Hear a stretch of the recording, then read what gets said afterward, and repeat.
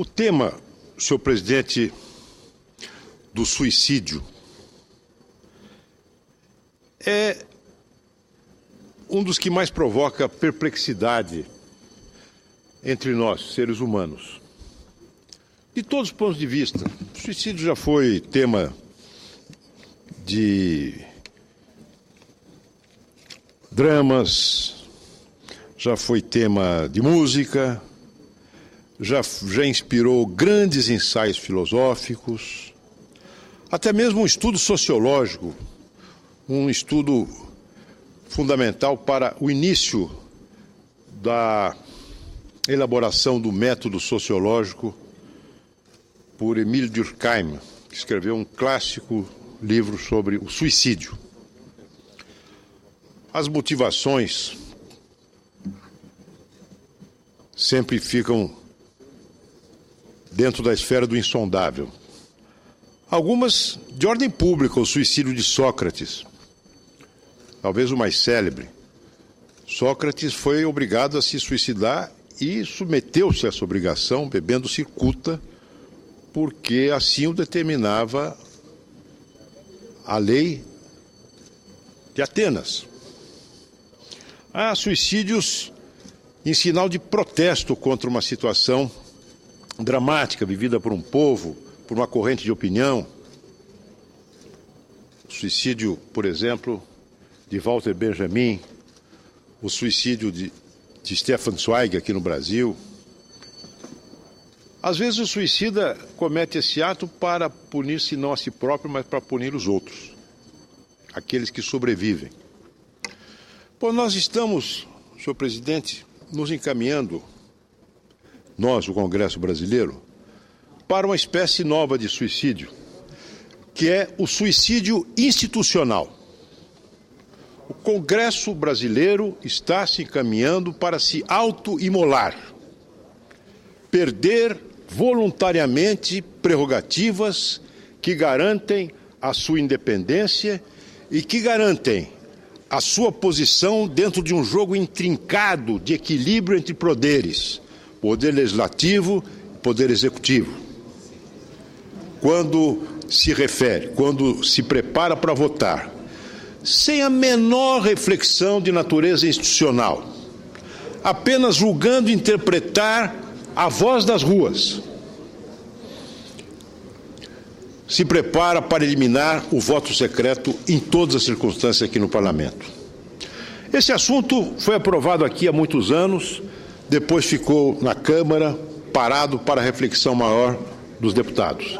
De repente, uma pirueta do presidente da Câmara, Henrique Eduardo Alves, coloca na ordem do dia a PEC do voto aberto em qualquer circunstância. Houve quem imaginasse que se tratava aí de uma manobra para afogar o peixe, para diluir o tema da cassação do voto secreto nas deliberações sobre cassação de parlamentares, incluindo esse tema num contexto mais amplo, de tal forma que criasse dificuldades para sua aprovação aqui no Senado. Não houve reflexão maior. Isso foi decidido o senador Jorge Viana de uma hora para outra. Uma pirueta do presidente da Câmara. E que foi seguida por todos de uma maneira, para mim, incompreensível.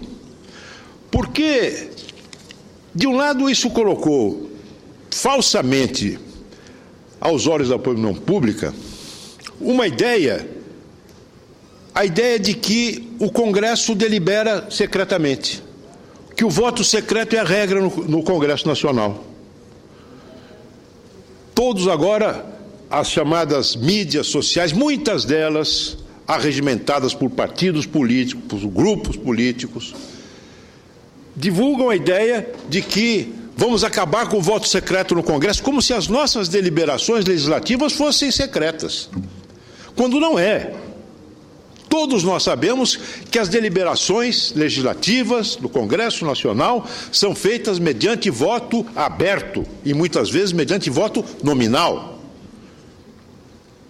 Faço exceção e volto a ela mais tarde para o veto, que é uma deliberação legislativa, da qual, aliás, nós, congressistas brasileiros, estávamos desacostumados há muito tempo e agora estamos começando a praticar.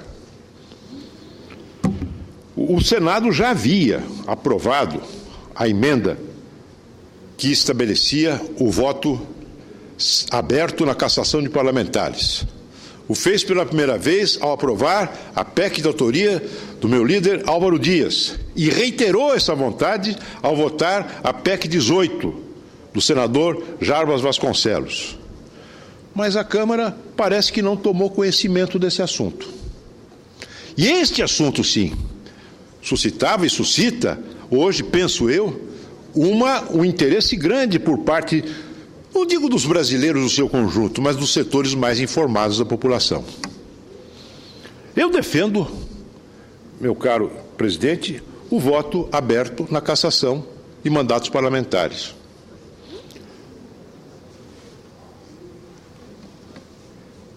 Embora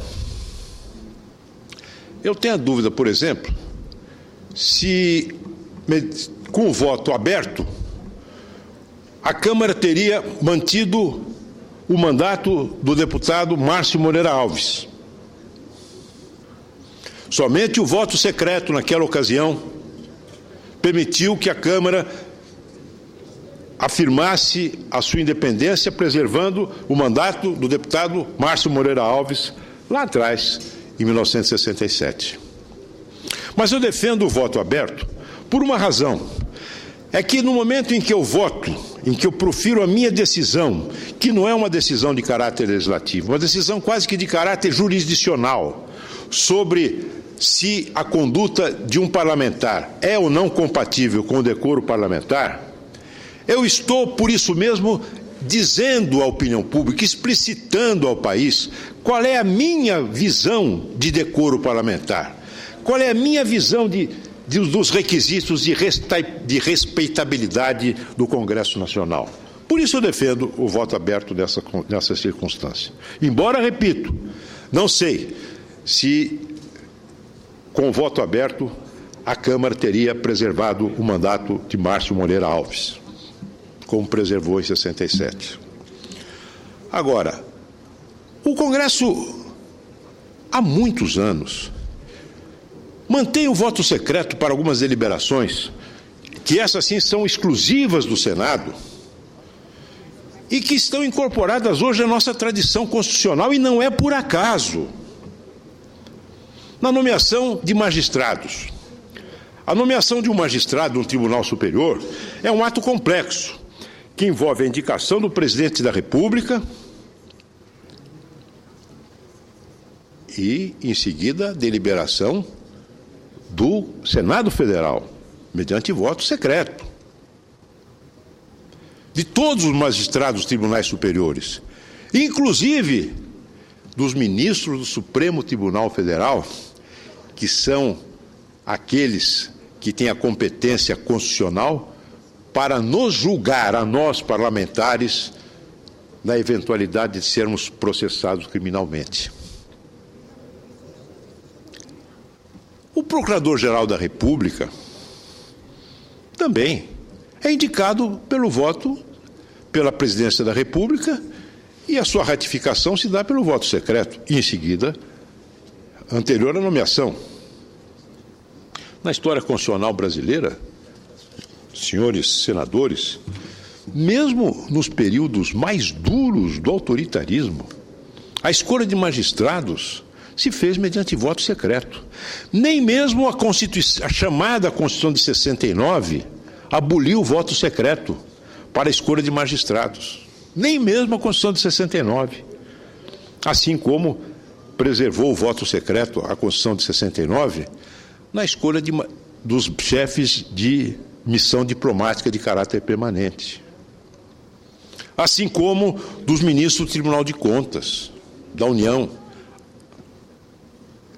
E agora a Constituição de 88 acrescentou a possibilidade, implementada depois por lei, do voto secreto para a escolha de membros das agências reguladoras. Por que isso se dá? Foi uma invenção de uma hora para outra? Não, não. Essas questões se nós analisarmos, senhor presidente, e eu analisei, os anais da Constituinte, eu posso afirmar a vossas excelências que em nenhum momento se questionou o voto secreto nessas circunstâncias de deliberação não legislativa do Senado da República. Em nenhum momento. Por quê? Porque, evidentemente, se compreende que o voto secreto nessas circunstâncias, que o Senado, quando atua nessas circunstâncias, ele atua não como casa legislativa, nem muito menos como casa onde estão predominantemente representados os interesses dos Estados, mas ele atua como um contrapeso à vontade do presidente da República. É um mecanismo importante do sistema de checks and balances, de equilíbrio, pesos e contrapesos. Equilíbrio que é essencial para a preservação das liberdades públicas. Não é por acaso, isso não foi inventado desde 1991 por acaso. E nem pode ser mudado por uma decisão, uma pirueta institucional irrefletida da Câmara dos Deputados. Nós estamos tratando de instituições. É claro que as instituições são compostas de indivíduos, evidentemente. Mas na medida em que eu deixo um indivíduo que compõe o Congresso Nacional, isoladamente, no confronto direto com a presidência da República, detentora de poderes imperiais, e eu estou falando aqui na presença de um ex-presidente que se curvou a uma decisão judicial, na medida em que eu coloco um parlamentar em confronto com a presidência, que tem poder, que tem verba, que tem mídia, eu estou promovendo um confronto desigual. Alguns parlamentares têm sim condição de independência, de dizer não, eu enfrento, mas outros não têm. Outros não têm. Quantos e quantos deputados? Veja, senhor presidente, a Câmara dos Deputados inventou agora uma coisa esdrúxula, uma coisa, digamos assim, estranha, esquisita, que é a execução obrigatória das emendas parlamentares. Foi um recurso extremo diante da fragilidade do mandato individual quando confrontado à presidência da República. Eu disputei 5 eleições de deputado. Sempre fiz eleições regionais, artesanais, de base, de militância, numa mesma região no estado de São Paulo. Pois bem, eu tive ao longo de meus 5 mandatos uma atividade parlamentar intensa, que me deu a oportunidade de relatar projetos importantes. Apresentei projetos que marcaram a fisionomia institucional do meu estado, o estado de São Paulo, aqui mesmo no Congresso Nacional. Mas na hora da eleição, quando eu chegava lá na minha região, lá em José Bonifácio, lá em Jales, em Votuporanga, em Olímpia, o cidadão queria saber o seguinte: deputado, tudo bem, o senhor foi relator da lei dos direitos autorais, disso, daquilo, mas o que o senhor fez para a nossa região? O que o senhor fez para a nossa região? E esse que o senhor fez com a nossa região, senhor presidente, cada vez mais hoje depende da boa vontade do Executivo Federal, que centraliza as verbas, que concentra rendas, que concentra poder. Veja, eu não quero fragilizar. Eu sei que existem na Câmara dos Deputados que hoje têm total liberdade de ir para a tribuna e expor a sua opinião abertamente, sem contra ventos e marés. Mas eu sei também, meu caro senador Moca, que muitos colegas congressistas nossos não têm essa condição. E quando eu penso numa instituição, eu tenho que pensar nos elos mais fortes da cadeia, mas também nos elos mais frágeis. E eu não estou me referindo apenas em instrumento que garante a independência do parlamentar diante do Executivo. Eu quero me referir também à independência do parlamentar, da consciência do parlamentar em determinadas deliberações, mesmo diante da disciplina partidária do seu partido. Em alguns momentos, é preciso que o parlamentar, uma vez que nós não temos no Brasil, nós não temos o mandato imperativo, que o parlamentar tomem suas decisões com a mais absoluta liberdade de consciência, mesmo enfrentando, mesmo contrariando a orientação e a disciplina do seu partido. Ora, alguns dentre nós têm toda a condição de fazê-lo. Mas vamos pensar naquele deputado ou naquele senador que não terá condições de enfrentar uma decisão da cúpula do seu partido, que lhe imporá um voto numa determinada direção, na escolha de um ministro do tribunal, de um membro de uma agência reguladora, sob pena de negar-lhe, por exemplo, a legenda para concorrer à reeleição, ou negar a legenda a um senador para disputar um cargo do seu governo.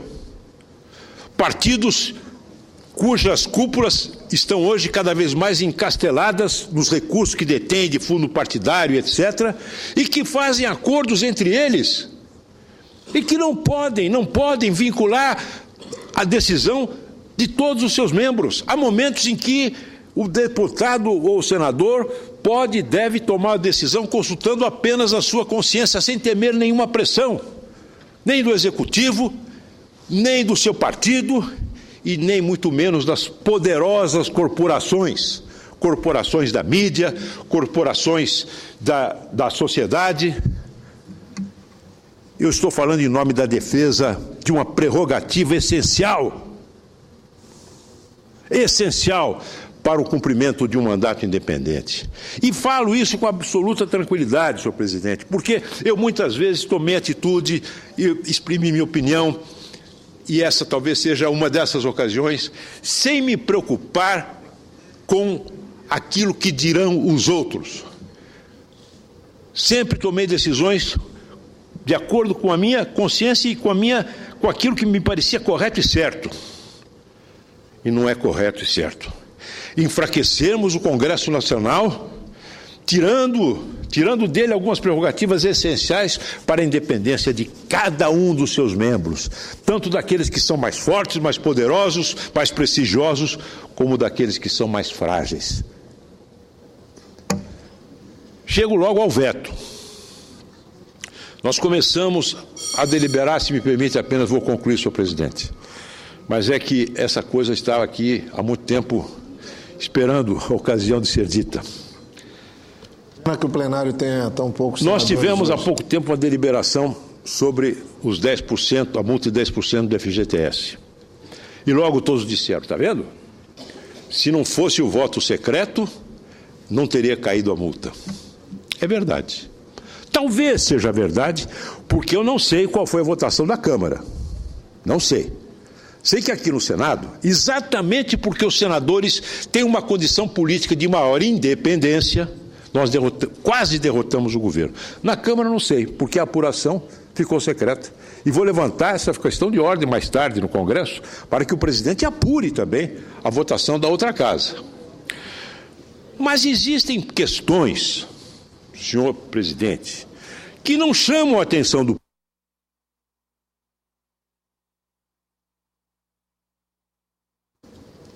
ou de setores esclarecidos da opinião pública, como essa do veto dos 10% do FGTS, mas que talvez sejam mais melindrosas, mais delicadas e de maior gravidade até do que essa do FGTS. E eu considero que, se não tivermos o voto secreto no veto, nós deixaremos o parlamentar individualmente de um lado e de outro lado o todo-poderoso Poder Executivo. E eu quero que esse desequilíbrio não ocorra. Posso até, senhor presidente, daqui a algum tempo, rever a minha posição. Desde que isso, que é uma prática recentíssima, que é a deliberação sobre os vetos, nos dê elementos para julgar sobre o bom fundamento da disciplina atual. Na verdade, nós tivemos apenas 2 sessões, em anos, para deliberar sobre o veto. Apenas 2. Contra toda uma história da República, que, com exceção do período autoritário, jamais deixou de assegurar ao deputado, ao senador, o sigilo do voto na deliberação do veto. Na Constituinte, examinei os anais.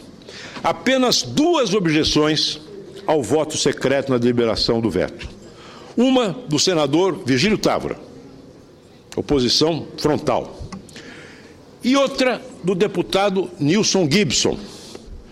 Não que o deputado Nilson Gibson fosse contra qualquer hipótese de veto secreto, mas ele considerava que essa devia ser uma decisão do Congresso diante de cada caso, como era, aliás, no regime da Constituição de 91. Por isso, senhor presidente, é que eu vou levar essa discussão e espero e desejo que ela envolva cada vez mais senadores para que nós possamos ter uma discussão refletida sobre isso. E começando essa discussão, se Vossa Excelência me permitir, ainda com a bondade extraordinária que Vossa Excelência revela em relação a mim, ouvir a parte do senador Álvaro Dias e depois da senadora Ana Amélia. Senador Luizio estava encantado aqui com o discurso de Vossa Excelência e até tinha desistido do à parte. Os argumentos de Vossa Excelência merecem todo respeito. Eu não vou discutir mérito agora. Retorno ao início do seu discurso, quando abordou a posição da Câmara em retirar da gaveta essa proposta que é do ex-deputado Fleury, é uma proposta antiga, né, como uma espécie de antídoto para uma proposta pronta que deveria ter sido deliberada já há mais tempo, porque dizendo respeito à cassação de mandato, fato momentâneo. A Câmara estava cassando um mandato parlamentar do deputado Donadoni, estava deliberando sobre essa cassação, e estava na iminência de ter que deliberar sobre outras cassações de mensaleiros. Não fossem os embargos regimentais acolhidos, a Câmara já estaria discutindo estas cassações. E por isso, houve sim uma deliberada manobra de protelação em benefício dos mensaleiros. Ocorre que uma manobra desnecessária, como se viu, porque o Supremo acabou acolhendo os embargos infringentes e protelou uma decisão que poderia ter ocorrido. Mas, sem dúvida, 2 partidos, especialmente, manobraram para proteger os mensaleiros. E só por isso essa matéria foi aprovada na Câmara e remetida ao Senado. Eu creio que seria o caso até de questionarmos a postura ética. A Câmara legislar sobre matérias que dizem respeito ao Senado Federal. Eu creio que a origem de uma matéria dessa natureza, que decide voto aberto para questões que são da incumbência do Senado Federal, a origem deveria ser o Senado Federal e não a Câmara dos Deputados. Apenas essa questão, ainda não estou discutindo o mérito, mas apenas colocando essas objeções em relação à postura adotada na Câmara dos Deputados, que ficou sob suspeição, a meu ver. Obrigado, senador Álvaro Dias. Vossa Excelência tem toda a razão. Me parece, eu comecei com o meu argumento de que foi uma decisão precipitada da Câmara. Vossa Excelência reforça esse argumento. Decisão precipitada que não pode alterar determinadas regras de equilíbrio institucional e determinados postulados que devem ser preservados. Veja, Vossa Excelência, vejam Vossas Excelências, que existem determinadas autoridades que ocupam funções que foram concebidas para representar o Estado brasileiro, como as agências reguladoras, como as missões diplomáticas permanentes. Não convém abrir o voto, porque a consequência da abertura do voto é submeter essas indicações aos acordos partidários. Nós já vimos aqui no Senado um balé estranho acontecendo aí na indicação de 2 membros de agências reguladoras. Nós sentimos, e eu tenho a preocupação com o aparelhamento dessas agências, com a sua utilização por partidos políticos para implantar os seus objetivos particulares em agências que deveriam ser públicas, servir ao Estado. O voto aberto levará necessariamente à partidarização exacerbada dessas escolhas. Mais ainda, outra função que, no meu entender, deve ser preservada de forma absoluta da partidarização, que é a escolha dos membros dos tribunais superiores. Lembrem-se, os senhores deputados, senhores senadores, que hoje nós vivemos, felizmente, um período de longo desenvolvimento democrático, com presidentes que se sucederam, todos eles desde o presidente Sarney, com compromisso com a democracia. Mas nós não estamos sujeitos. Quando legislamos, nós não estamos imunes. Quando olhamos a nossa vizinhança, quando verificamos o desprestígio que incorrem as instituições representativas no Brasil, nós não estamos imunes a que no futuro venha a surgir aí um aprendiz de ditador bolivariano, cuja primeira providência será tomar conta do Poder Judiciário, impondo ao Congresso, para esses órgãos, os nomes de pessoas feitas à sua imagem e semelhança.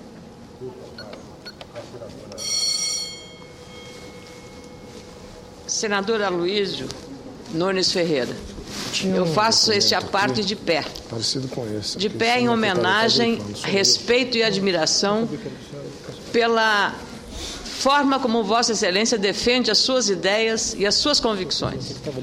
Talvez um dos exemplares parlamentares aqui em matéria de coerência, de atitude e de crença. Então, por isso, eu estou fazendo este aparte de pé.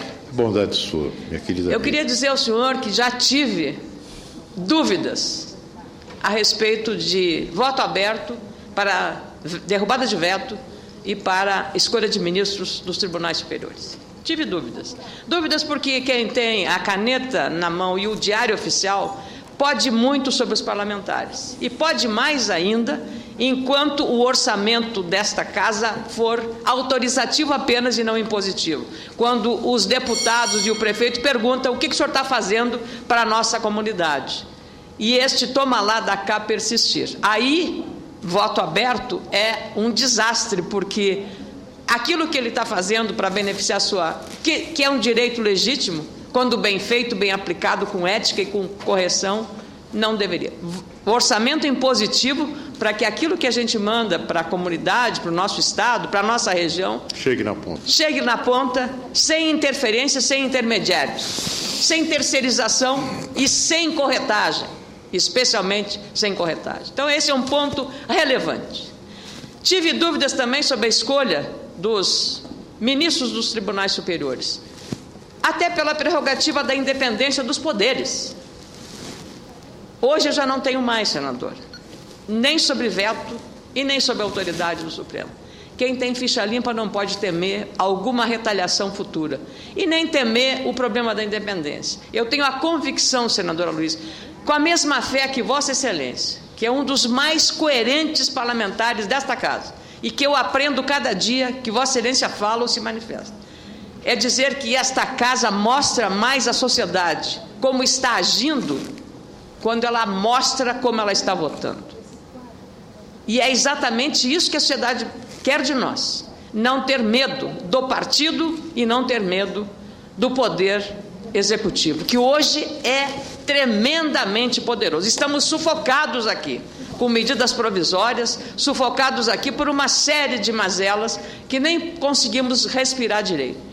E o problema da pressão, senador, essa semana aqui, na votação de uma PEC extremamente importante para a cultura brasileira, a PEC da música, o que nós vimos aqui? Galerias lotadas, artistas famosos de todo o Brasil, do meu Rio Grande, de todo o Brasil aqui, pressionando com legitimidade a PEC da música, que o deputado Otávio Leite, do seu partido, trabalhou tanto, aqui nesta casa, vários senadores trabalharam, a ministra Marta Suplicy, e aqui 3 senadores, enfrentando toda a oposição do plenário, dos seus próprios partidos, senador Eduardo Braga, senadora Vanessa Gradiotti, senador Alfredo Nascimento, do Amazonas, que não apoiaram a PEC da música, queriam uma emenda para beneficiar o estado deles.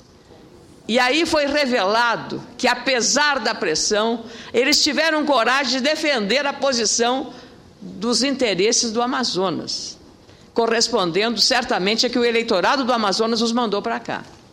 Então, eu penso tema que precisa mesmo continuar sendo debatido. E eu já derrubei todas as minhas dúvidas a respeito da questão da derrubada do veto e da questão relacionada às escolhas das autoridades. Mas respeito enormemente a sua posição, a sua convicção e a sua coerência. Mas eu penso que, como diz o Cazuza, Brasil e Congresso, mostre a tua cara. Obrigada, senador. Agradeço muito as considerações sempre tão simpáticas e benevolentes de Vossa Excelência. Eu já estou de pé, porque estou na tribuna, ficaria mais de pé ainda para responder a parte de Vossa Excelência. Precisaria de um banquinho. Mas eu volto ao meu argumento, senadora. Quando nós falamos no equilíbrio institucional, nós temos que pensar que nem todos são iguais a você. Vossa Excelência citou Cazuza, eu citaria o Antônio Carlos Jobim. Nem todos são iguais a você. A nossa casa, o Congresso Nacional, não só esse, é composto de pessoas que têm o gosto pela independência e que afrontam, sem receio, o vento contrário. Outros não. E quando eu penso numa instituição, eu tenho que pensar que a instituição é composta de uma diversidade enorme de pessoas, cada uma com seu temperamento, com a sua formação, com a sua maneira de fazer política, com a sua concepção de mandato parlamentar. Eu não posso pensar em equilíbrio institucional olhando apenas os casos excepcionais. E quanto às pressões localizadas, elas nos levam a aprovar a PEC da música, que é efetivamente algo muito benéfico. Mas nos levou, por exemplo, senadora, convenhamos, a lei que institui a profissão dos vaqueiros. Ora, a profissão do vaqueiro existe desde o momento em que o homem saiu das cavernas e aprendeu a domesticar o boi. Há milênios. Não esperou que o Congresso Nacional, que o Senado, numa noite, criasse a profissão do vaqueiro. Chegou a ponto essa lei de detalhar o que faz o vaqueiro. Cura bicheira, alimenta o boi, vai atrás do gado que está da res desgarrada, aplica vacina. Agora, não acrescentou um único direito, nada, ao direito dos trabalhadores rurais que se dedicam a essa profissão, nada. Se nós examinarmos a lei que nós aprovamos aqui com festas, com aboio, nós verificamos que não houve nenhum centímetro, nada ganho por eles. Eles saíram daqui do mesmo tamanho que entraram, apenas guardando no bolso a foto a foto tirada aqui ao lado do presidente Renan Calheiros.